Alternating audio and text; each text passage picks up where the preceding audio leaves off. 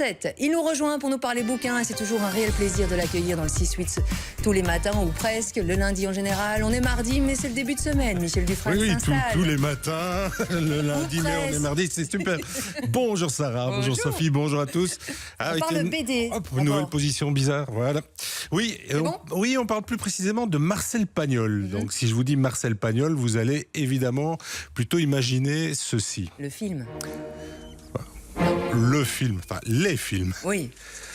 C'est juste ici. Regarde autour de mon pied.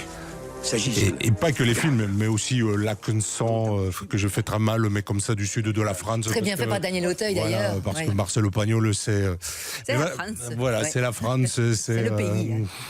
C'est cette zone de la Provence. Mais en fait, Marcel Pagnol, ce n'est pas que ça. Donc, il est décédé en 1974. Quel jour ? C'est aujourd'hui, il me semble que c'est un 18 avril. 18 avril, voilà. 18 avril 74. Marcel Pagnol est quand même était un sociétaire de l'Académie française, mais c'était pas qu'un romancier, hein, c'était un cinéaste, un dramaturge, et pour lui, il voyait sa carrière créative comme un tout. Oui. Donc par exemple, Manon des Sources, à la base c'est un film, ça va devenir 2 romans, qui vont redevenir des films, qui pourront être des pièces de théâtre, et ainsi de suite. Et c'est ça qui est intéressant et dont il faut se souvenir, parce qu'il y a une démarche qui est lancée par 2 scénaristes, Serge Coteau et Eric Stoffel, qui s'inscrit pleinement là-dedans. Alors, ils vont nous dire bonjour. Ouais. Voilà. Vous allez entendre là, salut les gars. Bonjour. Bonjour. Bienvenue dans le 6-8. Nous sommes Eric Stoffel et Serge Coteau. Nous adaptons l'œuvre complète de Marcel Pagnol en BD et nous espérons que vous aimerez redécouvrir toutes ces histoires dessinées. Avec cet accent comme ça, alors, on en veut encore. L'accent y est toujours. Mais ce qui est intéressant, c'est que le projet d'adapter tout Pagnol en bande dessinée naît aussi de leur rencontre et du fait qu'ils sont amis avec la famille Pagnol et avec le petit-fils.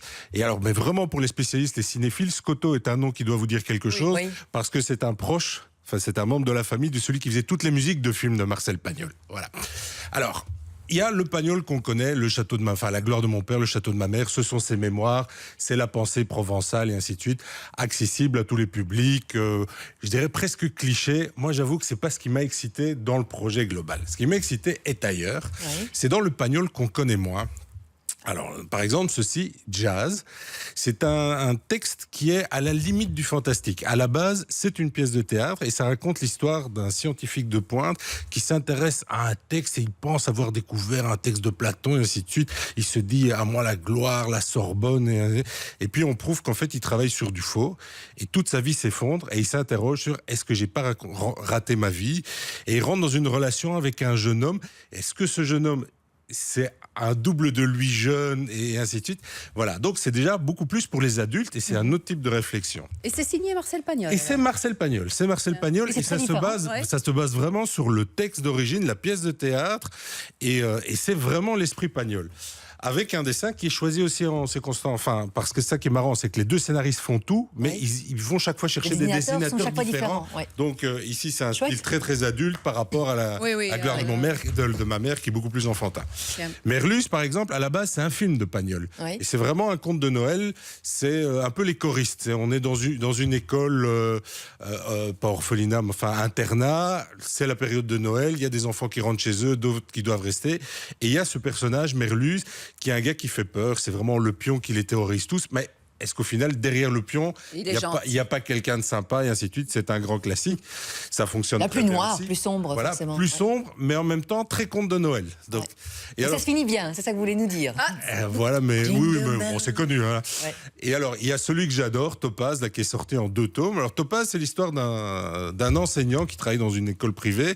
Et on lui dit, ce serait bien que tu truques un peu les cotes, parce qu'il y a certains élèves qui appartiennent à des familles un peu plus importantes.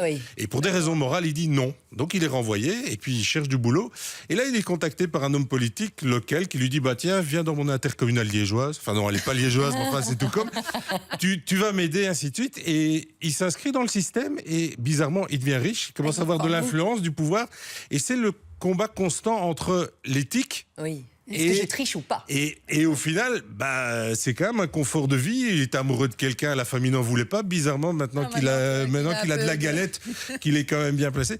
Et voilà, donc c'est aussi une autre vision de Pagnol. Et ça qui est intéressant, c'est qu'ils ont une approche globale de tous les titres. Que ce sont des styles graphiques différents, que ça s'adapte tantôt pour les plus jeunes lecteurs, tantôt pour des plus âgés, et qu'à la fin de chaque bouquin, il y a aussi des notes historiques, des compléments et ainsi de suite. Et surtout, c'est dans l'esprit. Et je pense que quand on dit, je vous aurais dit comme ça, vous avez lu Pagnol récemment? Oh non, enfin peut-être le cinéma, ce genre de choses. Bah voilà, mais c'est une occasion de redécouvrir Pagnol et voire de rebondir après sur les textes. Et de découvrir, parce que... Ou carrément de découvrir, voilà. Pour les jeunes, pourquoi pas? Et ça tombe bien, on a des cadeaux à vous offrir. On joue au 6003, démarrez votre message par Pagnol. Pour quelle BD exactement, Michel? Alors le truc, c'est un seul gagnant, mais il va gagner tout ce qui est paru jusqu'à présent. Tout ce que vous venez de montrer là? Non, parce qu'il y en a 2 autres que je n'ai pas, je pense. Ah oui, donc je pense que c'est 6 bouquins. Ouais. Waouh! Si ça vous dit, si vous avez envie de vous plonger dans l'univers, donc, et ça a l'air très intéressant, on joue maintenant par SMS au 6003, démarrez votre message par Pagnol, nom, prénom, coordonnées complètes, faites passer le message, ça risque d'en intéresser plus d'un. Bonne chance, tirage au sort dans quelques minutes au 6003.